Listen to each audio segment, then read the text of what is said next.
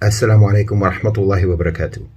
The United States has special ops forces, meaning intelligence and military operations, in more countries than they have embassies. They have embassies in roughly 1/3 of all the countries in the world, but they have special ops forces in roughly 3/4 of all the countries on Earth. The U.S. has carried out at least 469 military interventions since 1798, but more than half of those have been carried out in just the last 30 years. In other words, they've carried out more military operations around the world in just the past 3 decades than in the preceding 200 years.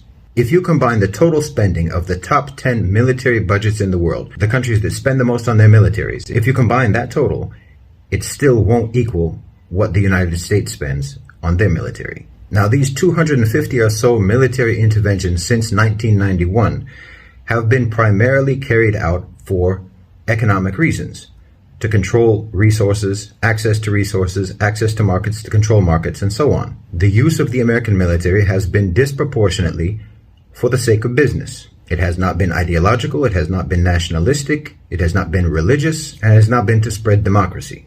The U.S. military does not enter a country except that it is either following or followed by businessmen. Now, I'm saying all of this to explain that whenever we talk about the U.S.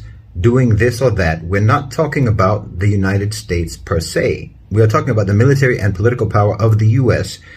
being mobilized or being used to promote or secure or protect the interests of a financial elite who may or may not be American, but who are themselves not loyal to the U.S. This has to be understood. Whenever people start talking about the world moving from being a unipolar world to a multipolar world, because you're simply mistaken if you believe that the United States of America is in and of itself the unipolar power in global affairs. The U.S. is simply the strongest and most coercive instrument of power in the world, and it is utilized by a contingent of financial elites who belong to no nation.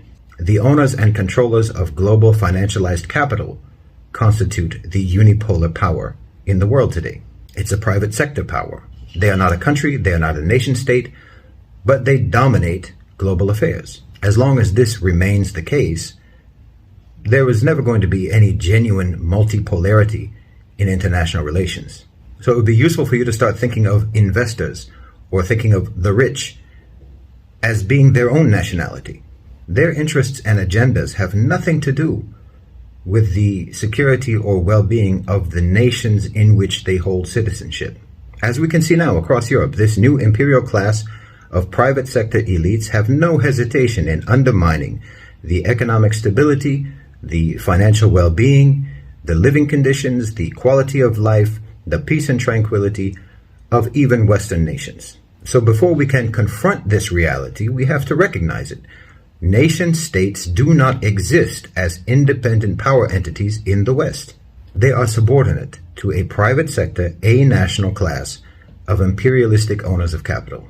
The Western neoliberal political and economic models are hostile to national sovereignty, they're hostile to democracy, they're hostile to independent government, and they're hostile to any iteration of a social contract. In these models, the highest duty of every citizen, of every institution, of every government, is to contribute to corporate profits.